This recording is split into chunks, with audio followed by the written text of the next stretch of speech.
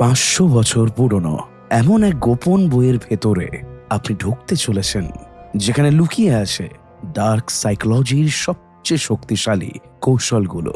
এই বইটা কোনো সাধারণ বই নয়, এটা এমন একটি ম্যানুয়াল যেটা পড়ে শাসকরা শিখেছে কিভাবে মানুষের মন নিয়ন্ত্রণ করতে হয়, কিভাবে ভয়, আশা আর বিশ্বাসকে ম্যানিপুলেট করে ক্ষমতা ধরে রাখতে হয়। আপনি হয়তো ভাবছেন, ডার্ক সাইকোলজি কি শুধু আধুনিক ধারণা? না, শত শত বছর আগেই এই কৌশলগুলো ব্যবহার করা হতো, আর সেই বাস্তব অভিজ্ঞতা থেকেই লেখা হয়েছে এই বই। এই বইটির নাম দ্য প্রিন্স, আর এর লেখক নিকোলো ম্যাকিয়াভেলি, যিনি মানুষের মনস্তত্ত্ব আর ক্ষমতার খেলাকে এমনভাবে বিশ্লেষণ করেছিলেন যা আজও অনেকের কাছে ভয়ঙ্কর সত্য। এখানে আপনি জানবেন কিভাবে পারসেপশন কন্ট্রোল করে মানুষকে প্রভাবিত করা যায়, কিভাবে ফিয়ার ম্যানিপুলেশন ব্যবহার করে আনুগত্য তৈরি করা হয়, আর কিভাবে ডিভাইড অ্যান্ড রুল দিয়ে মানুষকে দুর্বল রাখা হয়। এটা শুধু ইতিহাস না, এটা এমন এক গোপন খেলা যেটা আজও চলছে। তাহলে প্রস্তুত তো?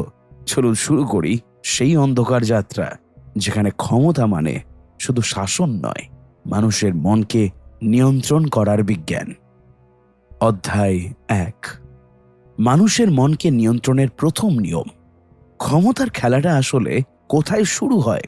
ইতিহাসে আমরা অনেক শক্তিশালী শাসকের নাম শুনেছি। কেউ বিশাল সাম্রাজ্য গড়েছেন, কেউ শত শত যুদ্ধ জিতেছেন, আবার কেউ এমনভাবে মানুষের উপর প্রভাব ফেলেছেন যে পুরো জাতি তাদের অনুসরণ করেছে। কিন্তু একটি প্রশ্ন সবসময় থেকেই যায়, কিভাবে একজন মানুষ লক্ষ লক্ষ মানুষের ওপর ক্ষমতা প্রতিষ্ঠা করে? শুধু শক্তি দিয়ে, শুধু সেনাবাহিনী দিয়ে, নাকি এর পেছনে আরো গভীর কিছু কাজ করে? মানুষের মন ক্ষমতার আসল যুদ্ধক্ষেত্র। ম্যাকিয়াভেলি খুব স্পষ্টভাবে একটি বিষয় বুঝিয়েছিলেন, রাজনীতি বা ক্ষমতার আসল যুদ্ধ হয় যুদ্ধক্ষেত্রে নয়, এটা হয় মানুষের মনে। কারণ মানুষ যদি কোনো শাসককে বিশ্বাস করে, তাহলে সেই শাসকের ক্ষমতা খুব শক্তিশালী হয়ে ওঠে। আর মানুষ যদি সন্দেহ করতে শুরু করে, তাহলে সেই ক্ষমতা খুব দ্রুত ভেঙে পড়ে। এই কারণেই দ্য প্রিন্স বইয়ের শুরুতেই ম্যাকিয়াভেলি মানুষের মনস্তত্ত্ব নিয়ে একটি গুরুত্বপূর্ণ সত্য বলেন। মানুষ সাধারণত যুক্তি দিয়ে নয়, অনুভূতি দিয়ে সিদ্ধান্ত নেয়, আর এই অনুভূতিগুলোই একজন শাসক ব্যবহার করতে পারে ক্ষমতা ধরে রাখার জন্য। Dark psychology technique 1, perception control, ধারণা নিয়ন্ত্রণ। ম্যাকিয়াভেলির মতে একজন শাসকের সবচেয়ে বড় অস্ত্র হল মানুষের মনে নিজের সম্পর্কে একটি শক্তিশালী ধারণা তৈরি করা। তিনি বলেন, মানুষ বাস্তবতা খুব কমই দেখে, তারা দেখে যা তাদের সামনে দেখানো হয়। অর্থাৎ একজন শাসক যদি মানুষের সামনে নিজেকে শক্তিশালী, ন্যায়পরায়ণ এবং মহান হিসেবে তুলে ধরতে পারেন, তাহলে মানুষ সেটাই বিশ্বাস করবে। এই কৌশলকে আজকের ভাষায় বলা হয় পারসেপশন ম্যানিপুলেশন, অর্থাৎ বাস্তবতা যাই হোক, মানুষের মনে একটি নির্দিষ্ট ছবি তৈরি করা। ইতিহাসে অনেক শাসক এই কৌশল ব্যবহার করেছেন। এর একটি শক্তিশালী উদাহরণ হলেন জুলিয়াস সিজার। সিজার শুধু একজন সামরিক নেতা ছিলেন না, তিনি খুব ভালোভাবে বুঝতেন মানুষের মন। যখন তিনি যুদ্ধ জিততেন, তখন তিনি সেই বিজয়কে বিশাল উৎসবের মাধ্যমে উদযাপন করতেন। রোমের রাস্তায় বিশাল মিছিল হতো, মানুষ দেখত তার শক্তি, তার গৌরব, তার ক্ষমতা। ফলে মানুষের মনে ধীরে ধীরে একটি ধারণা তৈরি হয়েছিল, সিজার অপরাজেয়। এই ধারণাই তাকে রাজনৈতিকভাবে আরো শক্তিশালী করে তুলেছিল। কেন মানুষের ধারণা এত গুরুত্বপূর্ণ? ম্যাকিয়াভেলি বলেন, মানুষ সাধারণত দুইভাবে একজন নেতাকে বিচার করে। নাম্বার 1, তারা নিজের চোখে যা দেখে। নাম্বার 2, অন্যরা যা বলে। কিন্তু অধিকাংশ মানুষ সবকিছু নিজের চোখে দেখে না, তারা শোনে, বিশ্বাস করে এবং সেই অনুযায়ী মত তৈরি করে। এই কারণেই একজন শাসকের জন্য সবচেয়ে গুরুত্বপূর্ণ বিষয় হলো নিজের সম্পর্কে একটি শক্তিশালী গল্প তৈরি করা, যে গল্প মানুষ বিশ্বাস করবে। Dark psychology technique 2, hope manipulation, আশা নিয়ন্ত্রণ। মানুষকে নিয়ন্ত্রণ করার আরেকটি শক্তিশালী উপায় হলো আশা। ম্যাকিয়াভেলি বলেন, যখন নতুন শাসক ক্ষমতায় আসে, তখন মানুষ সাধারণত আশা করে এই নতুন নেতা আমাদের জীবন আরো ভালো করবে। এই আশাটাই নতুন শাসকের সবচেয়ে বড় সুযোগ। কারণ মানুষ যখন আশা করে, তখন তারা অনেক ভুলও ক্ষমা করে দেয়। এই কারণেই অনেক নেতা শুরুতেই বড় বড় প্রতিশ্রুতি দেয়, কারণ তারা জানে আশা মানুষকে সাময়িকভাবে শান্ত রাখে। ইতিহাসের একটি বাস্তব দৃশ্য, মানুষের এই আশার মনস্তত্ত্ব ইতিহাসে বারবার দেখা গেছে। এর একটি উদাহরণ হলো নেপোলিয়ন বোনাপার্টে। ফরাসি বিপ্লবের পর ফ্রান্সে বিশৃঙ্খলা তৈরি হয়েছিল, মানুষ ক্লান্ত হয়ে পড়েছিল রাজনৈতিক অস্থিরতায়। ঠিক তখন নেপোলিয়ন নিজেকে একজন শক্তিশালী নেতা হিসেবে তুলে ধরেন। তিনি মানুষের সামনে একটি স্বপ্ন দেখান, একটি শক্তিশালী স্থিতিশীল ফ্রান্স। এই স্বপ্নই তাকে খুব দ্রুত ক্ষমতার শীর্ষে পৌঁছে দেয়। Dark psychology technique 3, enemy creation, শত্রু তৈরি করা। ম্যাকিয়াভেলির আরেকটি গুরুত্বপূর্ণ পর্যবেক্ষণ ছিল মানুষ খুব সহজে একত্রিত হয় যখন তাদের সামনে একটি সাধারণ শত্রু থাকে। এই কারণেই অনেক শাসক ইচ্ছাকৃতভাবে একটি শত্রুর ধারণা তৈরি করেন। এতে দুটো সুবিধা হয়। প্রথমত, জনগণ নিজেদের মধ্যে বিভক্ত না হয়ে সেই শত্রুর বিরুদ্ধে একত্রিত হয়। দ্বিতীয়ত, শাসকের প্রতি মানুষের সমর্থন বাড়ে, কারণ তখন মানুষ মনে করে এই নেতা আমাদের রক্ষা করছে। ম্যাকিয়াভেলি মানুষের একটি অদ্ভুত বৈশিষ্ট্য লক্ষ্য করেছিলেন। মানুষ সাধারণত 3টি অনুভূতির দ্বারা পরিচালিত হয়: ভয়, লোভ, আশা। এই 3টি অনুভূতি নিয়ন্ত্রণ করতে পারলে একজন শাসক খুব সহজেই মানুষের আচরণ প্রভাবিত করতে পারে। এই কারণেই দ্য প্রিন্স বইটি শুধু রাজনীতির বই নয়, এটি আসলে মানুষের মনস্তত্ত্ব বোঝার একটি অসাধারণ বিশ্লেষণ। ক্ষমতার প্রথম নিয়ম: ক্ষমতার আসল রহস্য শক্তিতে নয়, এটা লুকিয়ে আছে মানুষের মনে। যে শাসক মানুষের মন বুঝতে পারে, যে শাসক মানুষের আশা, ভয় এবং বিশ্বাসকে নিয়ন্ত্রণ করতে পারে, সেই শাসকই দীর্ঘ সময় ক্ষমতায় থাকতে পারে। অধ্যায় 2, মানুষের ভয়কে ব্যবহার করে ক্ষমতা ধরে রাখা। ভালোবাসা না ভয়, কোনটা শাসকের জন্য বেশি নিরাপদ? একজন শাসক যত বেশি জনপ্রিয় হবে, তার ক্ষমতা তত বেশি শক্তিশালী হবে। এটাই আমরা সাধারণভাবে বিশ্বাস করি, কিন্তু ইতিহাসের বাস্তবতা অনেক সময় এর ঠিক উল্টো কথা বলে। অনেক সময় দেখা গেছে যেসব শাসককে মানুষ ভালোবাসত, তারা হঠাৎ করেই ক্ষমতা হারিয়েছে, আর যেসব শাসককে মানুষ ভয় পেত, তারা বহু বছর ক্ষমতায় টিকে থেকেছে। এই অদ্ভুত বাস্তবতাটাই বিশ্লেষণ করেছিলেন ইতালির রাজনৈতিক চিন্তাবিদ নিকোলো ম্যাকিয়াভেলি তার বিখ্যাত বই দ্য প্রিন্সে। তিনি একটি বিতর্কিত কিন্তু গভীর সত্য বলেছিলেন: যদি একজন শাসকের সামনে দুটো বিকল্প থাকে, মানুষ তাকে ভালোবাসবে নাকি মানুষ তাকে ভয় পাবে, তাহলে ক্ষমতা ধরে রাখার জন্য ভয় পাওয়া বেশি নিরাপদ। এই ধারণাটি আজকের ভাষায় একটি গুরুত্বপূর্ণ ডার্ক সাইকোলজি টেকনিক হিসেবে পরিচিত। Dark psychology technique 4, fear control, ভয় দিয়ে নিয়ন্ত্রণ। ম্যাকিয়াভেলি মানুষের আচরণ গভীরভাবে পর্যবেক্ষণ করেছিলেন। তিনি লক্ষ্য করেছিলেন মানুষ সাধারণত 2 কারণে কোনো নেতাকে অনুসরণ করে: ভালোবাসা অথবা ভয়। কিন্তু এই 2টির মধ্যে একটি বড় পার্থক্য আছে। ভালোবাসা তৈরি হয় আবেগের ওপর, আর আবেগ খুব দ্রুত পরিবর্তন হতে পারে। কিন্তু ভয় তৈরি হয় বেঁচে থাকার প্রবৃত্তি থেকে, আর বেঁচে থাকার প্রবৃত্তি মানুষের মধ্যে সবচেয়ে শক্তিশালী অনুভূতি। এই কারণেই ম্যাকিয়াভেলি বলেন, মানুষ অনেক সময় ভালোবাসার সম্পর্ক ভেঙে দিতে পারে, কিন্তু তারা খুব সহজে ভয়ের বিরুদ্ধে দাঁড়াতে পারে না। কেন মানুষ ভয়কে বেশি গুরুত্ব দেয়? মানুষের মনস্তত্ত্বে একটি অদ্ভুত বৈশিষ্ট্য আছে। যখন মানুষ কোনো শক্তিশালী নেতাকে দেখে, তখন তারা স্বাভাবিকভাবেই হিসাব করতে শুরু করে, আমি যদি এই নেতার বিরুদ্ধে যাই, তাহলে আমার কি ক্ষতি হতে পারে? যদি সেই ক্ষতির সম্ভাবনা বড় হয়, তাহলে মানুষ সাধারণত বিদ্রোহ করার সাহস পায় না। এই কারণেই ভয় অনেক সময় শাসনের একটি শক্তিশালী হাতিয়ার হয়ে ওঠে। কিন্তু ভয় ব্যবহার করারও নিয়ম আছে। ম্যাকিয়াভেলি কখনোই অকারণে নিষ্ঠুরতা সমর্থন করেননি। তিনি বলেন, ভয় তৈরি করতে গেলে সেটি হতে হবে পরিকল্পিত এবং সীমিত। যদি কোনো শাসক অকারণে মানুষকে অত্যাচার করতে থাকে, তাহলে একসময় মানুষ তার বিরুদ্ধে একত্রিত হয়ে যাবে। তাই তিনি একটি গুরুত্বপূর্ণ নিয়ম দেন: ভয় তৈরি করতে হবে এমনভাবে যাতে মানুষ শাসককে ঘৃণা না করে। অর্থাৎ মানুষ শাসককে ভয় পাবে, কিন্তু একই সাথে বুঝবে যে শাসকের শাস্তি অন্যায় নয়। এই সূক্ষ্ম ভারসাম্যই ক্ষমতার খেলায় খুব গুরুত্বপূর্ণ। ইতিহাসের এক নাটকীয় উদাহরণ ম্যাকিয়াভেলি তার বইয়ে একটি শক্তিশালী উদাহরণ উল্লেখ করেন। তিনি বলেন, ইতালির এক প্রভাবশালী শাসক সিজার বর্গিয়া এই কৌশল খুব দক্ষতার সাথে ব্যবহার করেছিলেন। সিজার বর্গিয়া তার রাজ্যে শৃঙ্খলা প্রতিষ্ঠা করার জন্য একজন কঠোর প্রশাসক নিয়োগ করেছিলেন। এই প্রশাসক খুব কঠোরভাবে অপরাধ দমন করতেন, ফলে খুব অল্প সময়ের মধ্যেই পুরো অঞ্চলে আইন শৃঙ্খলা ফিরে আসে। কিন্তু মানুষ সেই প্রশাসককে ঘৃণা করতে শুরু করেছিল। ঠিক তখন বর্গিয়া একটি নাটকীয় সিদ্ধান্ত নেন। তিনি প্রকাশ্যে সেই প্রশাসককে শাস্তি দেন। ফলে মানুষের মনে দুটি ধারণা তৈরি হয়। প্রথমত, শাসক অপরাধের বিরুদ্ধে কঠোর। দ্বিতীয়ত, তিনি অন্যায় সহ্য করেন না।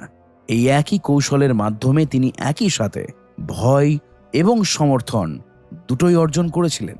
ম্যাকিয়াভেলির মতে সবচেয়ে শক্তিশালী শাসন ব্যবস্থা হলো সেই যেখানে মানুষ শাসককে ভয় পায়, কিন্তু একই সাথে মনে করে শাসক ন্যায়পরায়ণ। এই দুটি অনুভূতি একসাথে কাজ করলে মানুষের আনুগত্য অনেক বেশি শক্তিশালী হয়, কারণ তখন মানুষ ভাবে এই শাসকের বিরুদ্ধে গেলে আমি শাস্তি পাব, আর এই শাসক ন্যায়ের পক্ষে। এই দ্বৈত অনুভূতি ক্ষমতার একটি শক্তিশালী ভিত্তি তৈরি করে। মানুষের আরেকটি দুর্বলতা। ম্যাকিয়াভেলি মানুষের আরেকটি বৈশিষ্ট্য লক্ষ্য করেছিলেন। মানুষ সাধারণত শক্তির প্রতি আকৃষ্ট হয় যখন তারা দেখে কোনো নেতা দৃঢ়, কঠোর এবং আত্মবিশ্বাসী। তখন তারা স্বাভাবিকভাবেই সেই নেতার প্রতি আকৃষ্ট হয়। এই কারণেই দুর্বল নেতারা খুব দ্রুত জনপ্রিয়তা হারায়, কারণ মানুষ মনে করে এই মানুষটি আমাদের রক্ষা করতে পারবে না। এই মনস্তত্ত্ব ইতিহাসে বহুবার দেখা গেছে। মানুষের এই শক্তির প্রতি আকর্ষণের একটি বড় উদাহরণ হলেন নেপোলিয়ন বোনাপার্টে। নেপোলিয়ন শুধু একজন সামরিক জেনারেল ছিলেন না, তিনি মানুষের সামনে নিজের একটি শক্তিশালী চরিত্র তৈরি করেছিলেন। তিনি নিজেকে এমন একজন নেতা হিসেবে তুলে ধরেছিলেন যিনি সিদ্ধান্ত নিতে ভয় পান না। ফলে ফ্রান্সের মানুষ ধীরে ধীরে তাকে একটি শক্তিশালী নেতার প্রতীক হিসেবে দেখতে শুরু করে। এই শক্তির ইমেজই তাকে দ্রুত ক্ষমতার শীর্ষে পৌঁছে দেয়। ফিয়ার ম্যানিপুলেশনের সীমা। ম্যাকিয়াভেলি একটি গুরুত্বপূর্ণ সতর্ক বার্তাও দিয়েছিলেন। তিনি বলেন, ভয় একটি শক্তিশালী অস্ত্র, কিন্তু এটি ভুলভাবে ব্যবহার করলে বিপজ্জনক হয়ে উঠতে পারে। যদি কোনো শাসক মানুষের সম্পত্তি লুট করে বা তাদের পরিবারকে ক্ষতি করে, তাহলে মানুষের মধ্যে গভীর ঘৃণা জন্মাতে পারে, আর এই ঘৃণাই একসময় বিদ্রোহে পরিণত হয়েছিল।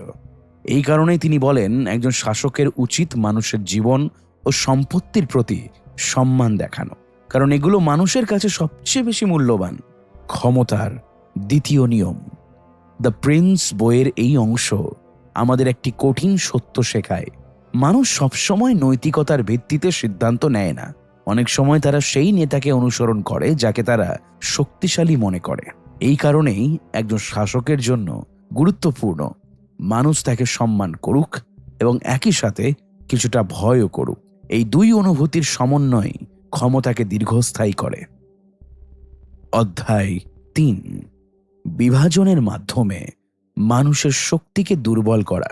কেন একত্রিত মানুষ শাসকের জন্য বিপজ্জনক? ইতিহাসে আমরা বারবার একটি বিষয় দেখেছি, যখন মানুষ একত্রিত হয় তখন তারা সবচেয়ে শক্তিশালী হয়ে ওঠে, আর যখন মানুষ বিভক্ত হয়ে যায় তখন তারা ধীরে ধীরে দুর্বল হয়ে পড়ে। এই সাধারণ কিন্তু গভীর সত্যটি খুব ভালোভাবে বুঝেছিলেন ইটালির রাজনৈতিক চিন্তাবিদ নিকোলো ম্যাকিয়াভেলি। তিনি লক্ষ্য করেছিলেন, একজন শাসকের জন্য সবচেয়ে বড় বিপদ হলো একত্রিত জনগণ। কারণ যদি মানুষ একসাথে দাঁড়ায়, তাহলে তারা যে কোনো শক্তিশালী শাসকের বিরুদ্ধেও বিদ্রোহ করতে পারে। এই কারণেই ক্ষমতার খেলায় একটি পুরনো কিন্তু অত্যন্ত কার্যকর কৌশল ব্যবহার করা হয়েছে শতাব্দীর পর শতাব্দী ধরে। এই কৌশলটির নাম ডিভাইড অ্যান্ড রুল, অর্থাৎ মানুষের মধ্যে এমন বিভাজন তৈরি করা যাতে তারা কখনোই একত্রিত হতে না পারে। এটি শুধু রাজনৈতিক কৌশল নয়, আজকের ভাষায় এটি একটি শক্তিশালী ডার্ক সাইকোলজি ম্যানিপুলেশন টেকনিক।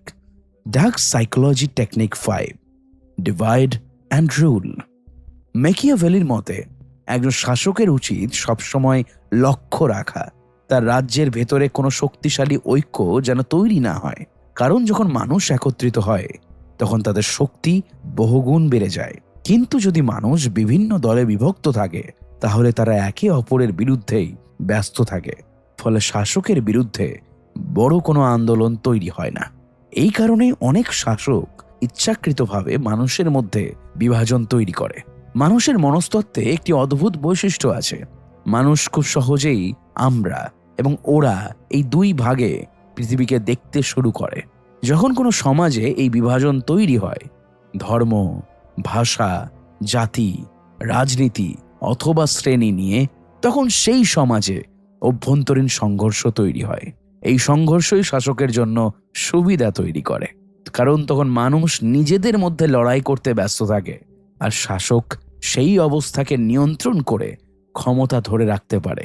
এই কৌশল ইতিহাসে বহু সাম্রাজ্য ব্যবহার করেছে। এর একটি বিখ্যাত উদাহরণ হল ব্রিটিশ এম্পায়ার। ব্রিটিশ শাসকরা যখন ভারত শাসন করছিল, তখন তারা একটি কৌশল ব্যবহার করেছিল মানুষের মধ্যে বিভাজন তৈরি করা।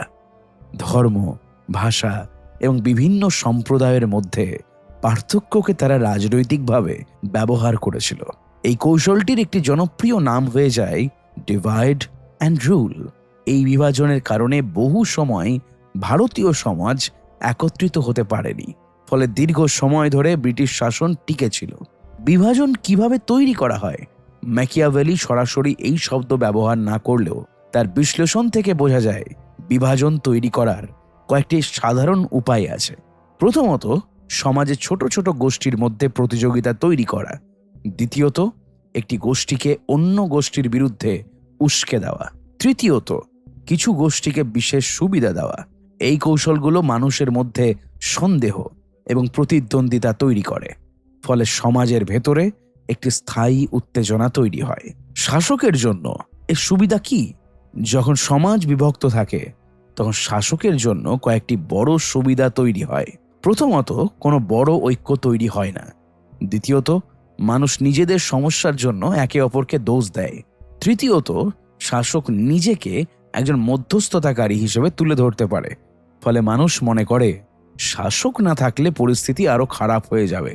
এই ধারণা শাসকের ক্ষমতাকে আরো শক্তিশালী করে।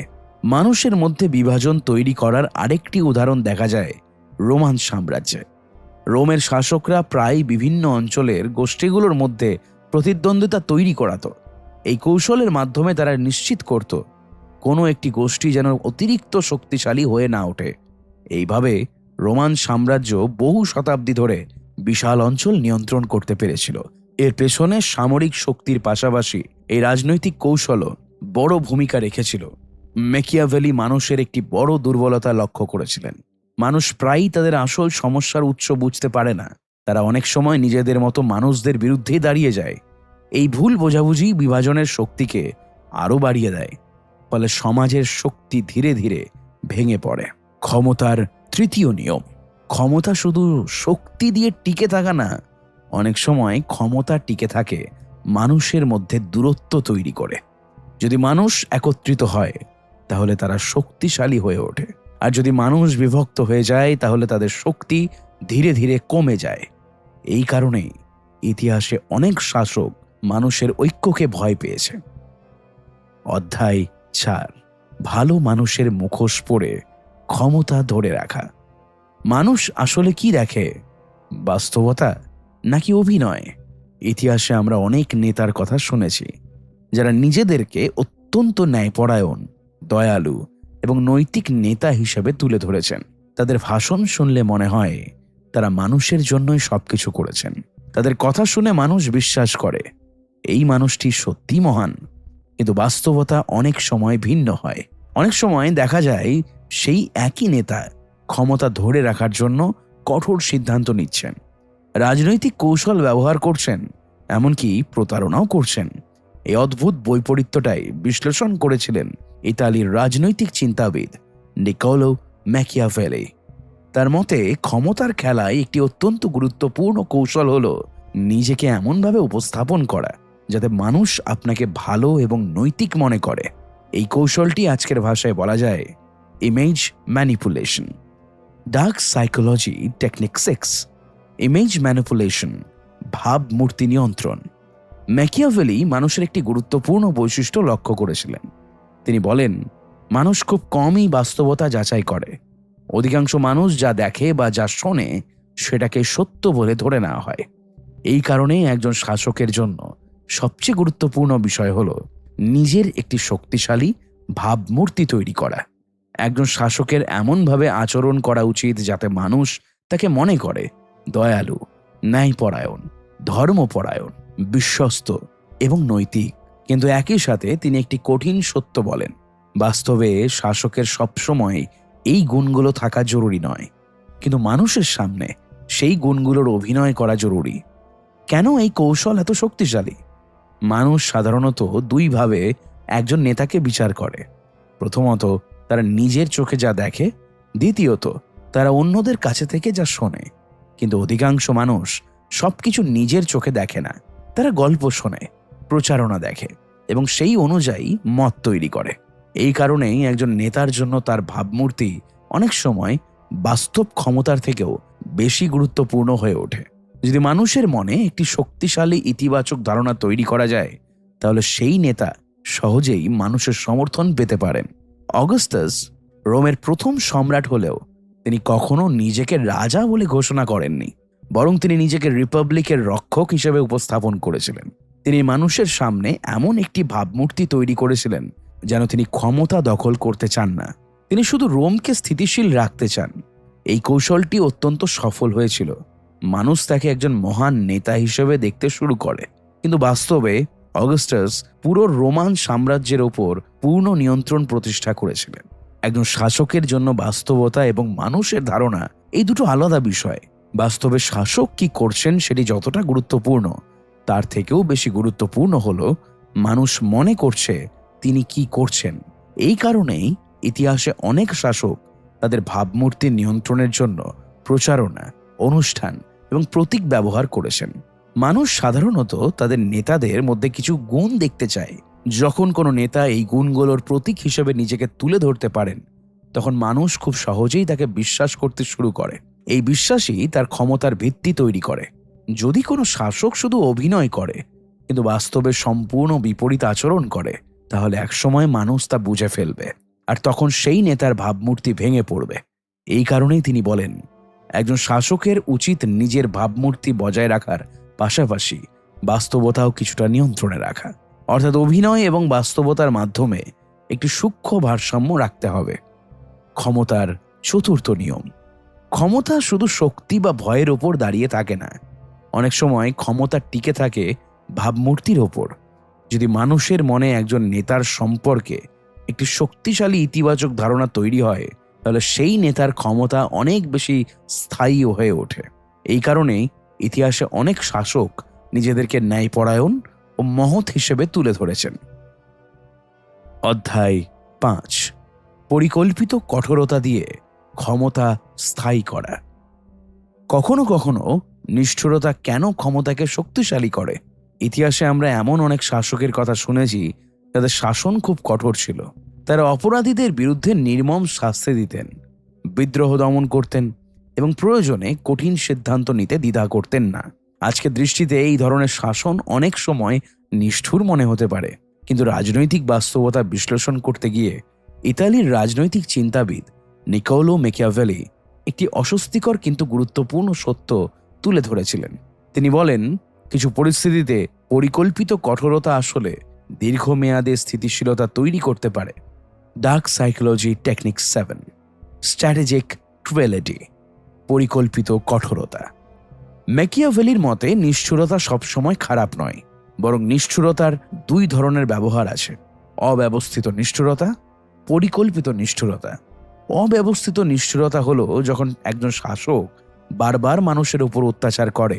এতে মানুষের মধ্যে ধীরে ধীরে ঘৃণা জমতে থাকে। একসময় সে ঘৃণা বিদ্রোহে পরিণত হতে পারে। কিন্তু পরিকল্পিত কঠোরতা ভিন্ন। এখানে শাসক শুরুতেই কয়েকটি কঠোর সিদ্ধান্ত নেন যাতে দ্রুত শৃঙ্খলা প্রতিষ্ঠা হয়। এর ফলে দীর্ঘমেয়াদে সমাজে স্থিতিশীলতা তৈরি হতে পারে। কেন দ্রুত কঠোরতা কার্যকর হতে পারে? ম্যাকিয়াভেলি মানুষের মনস্তত্ত্ব বিশ্লেষণ করে বলেন, মানুষ বারবার কষ্ট পেতে চায় না। যদি ছোট ছোট শাস্তি বারবার দেওয়া হয়, তাহলে মানুষের ক্ষোভ ধীরে ধীরে বাড়তে থাকে। কিন্তু যদি কঠোর সিদ্ধান্ত দ্রুত নেওয়া হয়, তাহলে মানুষ দ্রুত সেই পরিস্থিতির সাথে মানিয়ে নেয়। এই কারণেই ম্যাকিয়াভেলি বলেন, শাস্তি যদি দিতে হয় তাহলে তা দ্রুত এবং একেবারেই দেওয়া উচিত, আর সুবিধা বা পুরস্কার ধীরে ধীরে দেওয়া উচিত। কারণ মানুষ ধীরে ধীরে পাওয়া সুবিধাকে বেশি মূল্য দেয়। মানুষ সাধারণত কঠোর শাস্তির বিরোধিতা করে না যদি তারা মনে করে সেই শাস্তি ন্যায্য। যদি মানুষ মনে করে এই শাস্তি অপরাধের জন্য প্রয়োজনীয় ছিল, তাহলে তারা সেই শাসকের প্রতি বিদ্বেষ তৈরি করে না। এই কারণেই ম্যাকিয়াভেলি বলেন, কঠোরতা ব্যবহার করতে হলে সেটিকে ন্যায় বিচারের আকারে উপস্থাপন করতে হবে। একজন শাসকের জন্য সবচেয়ে বিপজ্জনক বিষয় হল মানুষের ঘৃণা। মানুষ যদি শাসককে ঘৃণা করতে শুরু করে, তাহলে তার ক্ষমতা খুব দ্রুত দুর্বল হয়ে পড়তে পারে। এই কারণেই তিনি বলেন, শাসকের উচিত মানুষের জীবন ও সম্পত্তির প্রতি সম্মান দেখানো, কারণ এগুলো মানুষের কাছে সবচেয়ে মূল্যবান। যদি শাসক এই দুই বিষয় আঘাত করে, তাহলে মানুষের মধ্যে গভীর ক্ষোভ তৈরি হতে পারে। একটি স্থিতিশীল রাষ্ট্র গড়ে তুলতে দুটো বিষয় প্রয়োজন, এক শক্তি এবং দুই শৃঙ্খলা। যদি রাষ্ট্র খুব দুর্বল হয়, তাহলে সেখানে বিশৃঙ্খলা তৈরি হয়। আর যদি শাসক খুব নিষ্ঠুর হয়ে ওঠেন, তাহলে মানুষ তার বিরুদ্ধে দাঁড়াতে শুরু করে। এই দুইয়ের মধ্যে ভারসাম্যই সফল শাসনের মূল রহস্য। ক্ষমতার পঞ্চম নিয়ম। দ্য প্রিন্স বইয়ের এই অংশ আমাদের একটি কঠিন বাস্তবতা শেখায়। ক্ষমতার জগৎ সবসময় আদর্শিক নয়। কখনো কখনো একজন শাসককে এমন সিদ্ধান্ত নিতে হয় যা জনপ্রিয় নয়, কিন্তু রাষ্ট্রের স্থিতিশীলতার জন্য প্রয়োজনীয়। এই কারণেই ম্যাকিয়াভেলি বলেন, একজন শাসকের উচিত আবেগ নয়, বাস্তবতার ভিত্তিতে সিদ্ধান্ত নেওয়া। অধ্যায় 6, সুযোগকে নিয়ন্ত্রণ করার মনস্তত্ত্ব। কেন কিছু নেতা ইতিহাস বদলে দেন? ইতিহাসে আমরা বারবার একটি অদ্ভুত ঘটনা দেখি। কিছু মানুষ এমন সময়ে ক্ষমতায় আসে যখন পরিস্থিতি তাদের পক্ষে থাকে, তাদের সামনে সুযোগ থাকে, সম্পদ থাকে, সমর্থনও থাকে, তবুও তারা ব্যর্থ হয়। অন্যদিকে কিছু মানুষ খুব কঠিন পরিস্থিতিতে ক্ষমতায় আসে, তাদের সামনে সমস্যা, বিপদ এবং অনিশ্চয়তা থাকে, তবুও তারা ইতিহাস বদলে দেয়। এই অদ্ভুত পার্থক্যের কারণ কি? মানুষের জীবনে দুটো শক্তি কাজ করে, ফরচুন এবং ভার্চিউ। ফরচুন ভাগ্য ও পরিস্থিতি। ফরচুন বলতে বোঝায় সেই সব ঘটনা যা মানুষের নিয়ন্ত্রণের বাইরে, যেমন সময়ের পরিস্থিতি, অপ্রত্যাশিত সুযোগ অথবা হঠাৎ ঘটে যাওয়া ঘটনা। ম্যাকিয়াভেলি ফরচুনকে একটি নদীর সাথে তুলনা করেছিলেন। যখন নদী শান্ত থাকে, তখন মানুষ তার পাশে শহর গড়ে তোলে, কিন্তু যখন সেই নদীতে বন্যা আসে, তখন তো সবকিছু ধ্বংস করে দিতে পারে। অর্থাৎ ভাগ্য অনেক সময় মানুষের জীবনে বড় প্রভাব ফেলে। কিন্তু ম্যাকিয়াভেলি এখানেই থেমে থাকেননি। তিনি বলেন, ভাগ্য সবকিছু নির্ধারণ করে না। ভার্চু শব্দটির অর্থ শুধু নৈতিকতা নয়। ম্যাকিয়াভেলির কাছে ভার্চু মানে সাহস, দূরদর্শিতা, কৌশল এবং কঠিন সিদ্ধান্ত নেওয়ার ক্ষমতা। তিনি বলেন, সফল নেতা সেই যে সুযোগ আসলে তা চিনতে পারে এবং দ্রুত কাজে লাগাতে পারে। অর্থাৎ ভাগ্য সুযোগ তৈরি করতে পারে, কিন্তু সেই সুযোগকে কাজে লাগাতে পারে শুধু দক্ষ নেতা। Dark psychology technique 8, opportunity control. অনেক মানুষ সুযোগ পেলেও সিদ্ধান্ত নিতে ভয় পায়। তারা অপেক্ষা করতে থাকে, তারা ভাবে আরও একটু দেখি, সময়টা ঠিক কিনা বুঝি। কিন্তু ইতিহাস দেখায়, যারা অতিরিক্ত অপেক্ষা করে তারা প্রায় সুযোগ হারিয়ে ফেলে। এই কারণেই ম্যাকিয়াভেলি বলেন, সুযোগ এলে দ্রুত এবং দৃঢ় সিদ্ধান্ত নিতে হয়। সুযোগকে কাজে লাগানোর একটি বিখ্যাত উদাহরণ হল নেপোলিয়ন বোনাপার্টে। ফরাসি বিপ্লবের পরে ফ্রান্সের রাজনৈতিক বিশৃঙ্খলা তৈরি হয়েছিল। পুরনো শাসন ব্যবস্থা ভেঙে পড়েছিল। দেশের মানুষ স্থিতিশীল নেতৃত্ব খুঁজছিল। এই পরিস্থিতিকে নেপোলিয়ন খুব দ্রুত বুঝতে পেরেছিলেন। তিনি নিজেকে এমন একজন নেতা হিসেবে তুলে ধরেছিলেন যিনি ফ্রান্সকে আবার শক্তিশালী করতে পারবেন। এই সুযোগই তাকে দ্রুত ক্ষমতার শীর্ষে পৌঁছে দেয়। ম্যাকিয়াভেলির মতে ইতিহাসে বড় পরিবর্তন এনেছে সেই নেতারা যারা সাহসী সিদ্ধান্ত নিতে পেরেছেন, যারা ঝুঁকি নিতে ভয় পায়নি। কারণ অনেক সময় স্থির দাঁড়িয়ে থাকা সবচেয়ে বড় ভুল। পরিস্থিতি সবসময় পরিবর্তিত হয়। যদি কোনো নেতা সেই পরিবর্তনের সাথে নিজেকে মানিয়ে নিতে না পারেন, তাহলে তার ক্ষমতা ধীরে ধীরে দুর্বল হয়ে পড়ে। মানুষ সাধারণত একই কৌশল বারবার ব্যবহার করতে চায়, কিন্তু সময়ের সাথে পরিস্থিতি বদলে যায়। যদি কোনো নেতা পুরনো কৌশলেই আটকে থাকে, তাহলে সে নতুন পরিস্থিতিতে ব্যর্থ হতে পারে। এই কারণেই সফল নেতাদের একটি বিশেষ গুণ থাকে, তারা পরিস্থিতির সাথে নিজেদের কৌশল বদলাতে পারে। ক্ষমতার শেষ শিক্ষা। দ্য প্রিন্স বইয়ের শেষ অংশ আমাদের একটি গভীর শিক্ষা দেয়। ক্ষমতার জগতে তিনটি বিষয় খুব গুরুত্বপূর্ণ: মানুষের মনস্তত্ত্ব বোঝা, সুযোগকে দ্রুত কাজে লাগানো এবং পরিবর্তনের সাথে নিজেকে মানিয়ে নেওয়া। যে নেতা এই তিনটি বিষয় আয়ত্ত করতে পারে তার ক্ষমতা অনেক বেশি শক্তিশালী হয়। এই বইটি প্রকাশের পর থেকেই বিতর্কের সৃষ্টি হয়েছিল, কারণ ম্যাকিয়াভেলি রাজনীতিকে নৈতিকতার চোখে দেখেননি, তিনি রাজনীতিকে দেখেছেন বাস্তবতার চোখে। তিনি দেখিয়েছেন মানুষ কিভাবে আচরণ করে, ক্ষমতা কিভাবে কাজ করে এবং কেন অনেক সময় নেতাদের কঠিন সিদ্ধান্ত নিতে হয়। এই বাস্তব বিশ্লেষণের কারণেই দ্য প্রিন্স আজও রাজনৈতিক দর্শনের অন্যতম গুরুত্বপূর্ণ বই হিসেবে বিবেচিত হয়। শেষ কথা, প্রায় 5 শতাব্দী আগে লেখা এই বইটি আজও ক্ষমতার মনস্তত্ত্ব বোঝার জন্য পড়া হয়, কারণ মানুষের আচরণ খুব বেশি বদলায়নি। আজও রাজনীতি, ব্যবসা এবং ক্ষমতার খেলায় আমরা দেখতে পাই ভয়, ভাবমূর্তি, বিভাজন, কৌশল এবং সুযোগ। এই সব কিছুই ক্ষমতার গুরুত্বপূর্ণ অংশ। এই কারণেই দ্য প্রিন্স শুধু একটি পুরনো বই নয়, এটি মানুষের আচরণ, ক্ষমতার মনস্তত্ত্ব এবং নেতৃত্বের বাস্তবতা বোঝার একটি অসাধারণ বিশ্লেষণ। আর এই কারণেই 5 শতাব্দী পেরিয়ে গেলেও নিকোলো ম্যাকিয়াভেলির এই বইটি এখনও আলোচনার কেন্দ্রবিন্দুতে রয়েছে। আজ পর্যন্ত অলিফিলে দ্য প্রিন্স আপনাদের কেমন লাগলো কমেন্ট করে অবশ্যই জানান। আর আগামীতে আপনারা কি বই চান সেটিও জানাবেন। ভালো লাগলে বইটিকে লাইক করুন, সবার সাথে শেয়ার করুন, যাতে তারাও এত সুন্দর বইটি শুনতে পারে।